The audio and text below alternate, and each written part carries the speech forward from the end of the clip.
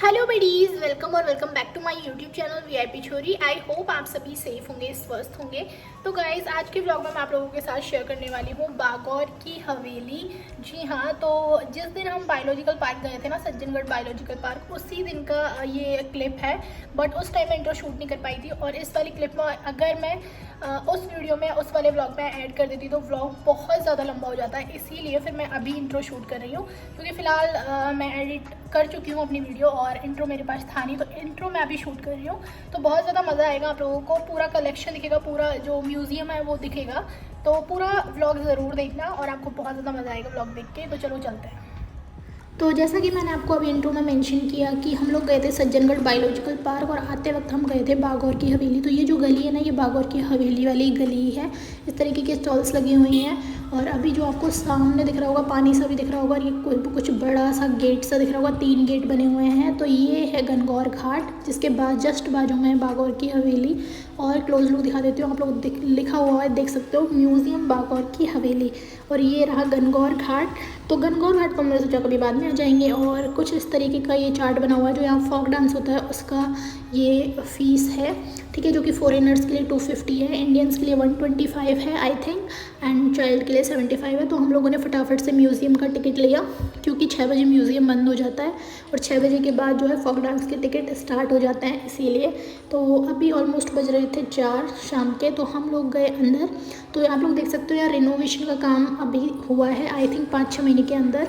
उसके बाद हम चलते हैं अंदर विज़िट करने। तो पूरा जो ये हवेली है, इसके अंदर आई थिंक रिनोवेशन का काम अभी हुआ होगा 5 से 6 महीने में। इस तरीके से ढंग से पेंट भी नहीं हुआ था, ठीक है, और कुछ चीज़ें बंद भी पड़ी हुई थी। बट मैं आपको दिखाती हूँ सबसे पहले वो चीज़ जो कि हम हिंदुस्तानियों का सम्मान का प्रतीक है। जी हाँ, ठीक है, अभी तो बहुत कम लोग यूज़ करते हैं, बट पुराने जो ज़माने के लोग थे उनके लिए बहुत बड़ी चीज़ होती थी, जो कि है पगड़ी। ठीक है, कहते हैं ना, पगड़ी की इज़्ज़त रख देना। तो यहाँ नंबर ऑफ़ वैरायटी में पगड़ियों का संग्रह था, आप लोग देख सकते हो। और जो यहाँ के सैनिक थे वो किस तरीके की पगड़ी लगाते थे, और उनसे उनकी जो पोस्ट है उसका आइडिया लगता था कि ये सैनिक है, ये सेनापति है, ये क्या है, इस तरीके से। मुझे यहाँ बहुत अच्छी अच्छी पगड़ियाँ दिखी, बट मुझे जो सबसे अच्छी लगी वो थी ये कुछ बनारसी प्रिंट और बनारसी कपड़े जैसा लग रहा था। ये बहुत भारी पगड़ी थी, आई थिंक ये पक्का राजा की होगी मेरे हिसाब से, तो ठीक है। तो चलो इस बारे में थोड़ी सी बातें कर लेते हैं, जो कि मैंने वहीं शूट करी थी। तो गाइस, मैंने तो फर्स्ट टाइम इतनी बड़ी पगड़ी देखी है। कैन यू सी, बहुत ज़्यादा बड़ी है। पता नहीं इसका वेट कम से कम 10-12 किलो तो हो गई होगा, ज़्यादा ही होगा 10-12 किलो से। तो आप लोग देख सकते हो कितनी बड़ी है ये पगड़ी है, और ये था पूरा पगड़ियों का संग्रह। अभी चलते हैं आगे। मुझे लगा था बस इतनी ही पगड़ियाँ होंगी, बट भाई अभी ख़त्म नहीं हुआ, अभी तो बहुत सारी बाकी थी। बट मुझे ये सबसे अच्छी लगी, मुग़ल बादशाह वाली जो बीच में रखी हुई थी ना, उस तरीके की। और यहाँ नंबर ऑफ़ वैरायटी में, मतलब एटलीस्ट ज़्यादा भी नहीं तो कम से कम 70 to 80 वैराइटीज़ में यहाँ पगड़ियों का संग्रह था। इसके बाद थे ये वाद्य यंत्र, जो कि ये कहते हैं ना म्यूज़िकल इंस्ट्रूमेंट जो होते हैं, वो ढोलक, ताल, और ये क्या बोलते हैं इसको, वीणा। मुझे पता भी नहीं है इन सब चीज़ों को बोलते क्या है, इतनी सारी वैरायटी में थे ये। बट मुझे सबसे अच्छी लगी ये वाली चीज़, ये वीणा, जो कि मैंने टीवीज़ पे दिखाई कि सरस्वती माँ के उसमें होती है हाथ में, ठीक है। और भाई मुझे तो इनका नाम भी नहीं पता है। गिटार के भी पुराने ज़माने में कितने तरीके के गिटार होते थे, वो सब। इसके बाद यहाँ था एक देवालय, यहाँ एक छोटा सा मंदिर था बागौर की हवेली के अंदर, वो मैंने आपको दिखाया। इसके बाद हम गए ऊपर, तो भाई कुछ इस तरीके की खड़ी सीढ़ियाँ थी, और मुझे बहुत ज़्यादा डर लगता है खड़ी सीढ़ियों में गिरने का। बट ठीक है, गुड़िया तो गुड़िया के पापा के पास थी, तो मुझे इतना डर नहीं था, और मैं तो गिर जाऊंगी तो भी चल जाएगा, ऐसा मैंने सोचा था। इसके बाद हम पहले बाहर निकले। हम सेकंड फ्लोर के जो संग्रहालय की चीज़ें थे वो नहीं देखे पहले हमने सोचा चलो पहले बाहर का व्यू देखते हैं। और यहाँ गुड़िया के पापा मुझे दिखा रहे हैं कि यहाँ पर जो फोक डांस है ना, इस तरीके से यहाँ होता है, क्योंकि बारिश का मौसम था, इस वजह से ये बरसाती टेंट लगाया हुआ था ऑलरेडी।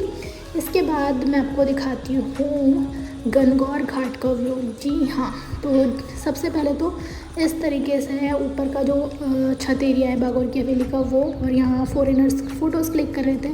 और जो एक मैंने आई थिंक आपको लास्ट व्लॉग में दिखाया होगा कि जो फतेह सागर लेक है उसके अंदर एक रिसोर्ट है, ठीक है, कोई होटल है, तो वो ये होटल है, जिसका चार्ज आई थिंक 20,000 के अराउंडिंग होता है पर नाइट, और सीज़न के टाइम और ज़्यादा हो जाता है। और यहाँ बोटिंग कर रहे थे लोग, और ये सारे जो होटल्स दिख रहे हैं ना, ये लेक साइड व्यू वाले हैं, तो भाई इनका चार्ज तो बहुत ज़्यादा कॉस्टली होता ही होता है।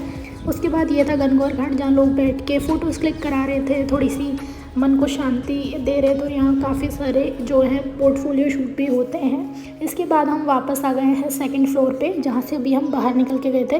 तो यहाँ जो एकलिंग जी हैं, नाथ द्वारा जी हैं, बप्पा रावल हैं, उन सब की तस्वीरें यहाँ लगी हुई थी, आप लोग देख सकते हो। इसके बाद हम गुड़िया यहाँ उठ चुकी है, तो आप लोग देखोगे कि अभी गुड़िया कितनी ज़्यादा मस्ती कर रही है यहाँ। और यहाँ पर जो संग्रह था वो था राजा की जो चिलम, और जो क्या बोलते हैं उसको, हुक्का, और उनके जो सोफ़ा हैं, उनके जो बैठने की जगह थी वो। बट मुझे सबसे अच्छी चीज़ लगी ये, जी हाँ, ये थी पुराने ज़माने की श्रृंगारदानी। आप लोग देखो भाई, राजा महाराजा के टाइम भी रानियाँ श्रृंगार करती थी, उनको भी मेकअप का शौक़ था, उनको भी वैनिटी रखने का शौक़ था। तो ये थी रानियों की पुरानी पोशाक, जिनमें मोती, जरदोजी, चांदी का वर्क, सोने का वर्क किया हुआ था। और सबसे अच्छा लगा था मुझे ये वाला सोफ़ा, जो कुछ बेबी पिंक कलर में था। बट सबसे इंटरेस्टिंग चीज़ मैं आपको दिखाती हूँ। पहले तो छोटे गणगौर जी देख लो, छोटे गणगौर और गणगौर जी के हस्बैंड होंगे आई थिंक ये, तो वो सब हैं। हाँ, ये प्रतिमा थी उनकी, वो कुछ इस तरीके की रखी हुई है, आई थिंक ये उस ज़माने में बनाई गई होगी, ठीक है। इसके बाद हम चलेंगे राजा रानी की अलमारी देखने, जी हाँ, तो जिनमें वो अपनी ज्वेलरी रखती थी, जिनमें वो अपने कपड़े रखती थी। और सबसे फेवरेट चीज़ जो कि आज भी चलती है वो है ये बक्सा। बक्सा भाई आज भी मिल जाएगा, मेरी मम्मी के पास तो आज भी उनकी शादी का बक्सा। आप मुझे कमेंट में बता रहे हैं कि क्या आपके पास भी है। और ये बहुत सबसे ज़्यादा फेवरेट मेरी चीज़ वो थी पलंग, जी हाँ, जो पूरा चांदी का वर्क किया हुआ था, आप लोग देख सकते हो। बट पलंग पे जो बिस्तर लगा हुआ था ना, वो बड़ा प्यारा लगा मुझे। तो ये चांदी के कुछ बर्तन थे। और इसके बाद बारी आती है बाहर निकलने की।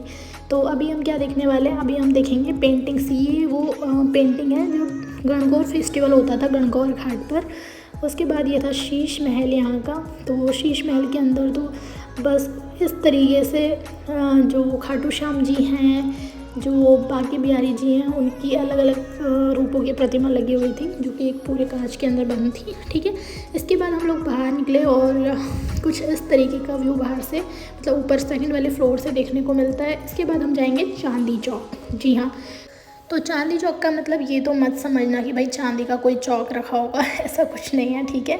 इसके अंदर बहुत सारी प्रतिमाएं हैं जो कि अलग अलग चीज़ों को बताती हैं, मतलब संबोधित करती हैं इन सब चीज़ों को। तो ये जो प्रतिमा ने ये संबोधित करती है कि राजा रानी के पास कुछ इस तरीके का प्रस्ताव आता है विवाह के लिए, ठीक है। और यहाँ राजा अपनी बारात लेके जा रहा है अपने सैनिकों के साथ, आप लोग देख सकते हो।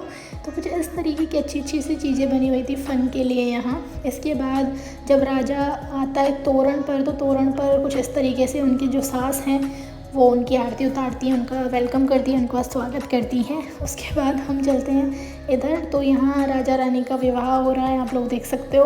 तो बहुत प्यारी प्यारी सी चीज़ें थी ये। और इसके बाद रानी ने जो है वो राजा को खाना खिलाया, तो वो चीज़ें यहाँ संबोधित हो रही हैं। तो इस तरीके से बहुत अच्छी अच्छी चीज़ें थी यहाँ। इसके बाद हम चलते हैं कि भाई दुल्हन की यहाँ हो रही है विदाई, जिसको ढोल गाजे बाजे के साथ लाया जा रहा है, आप लोग देखोगे।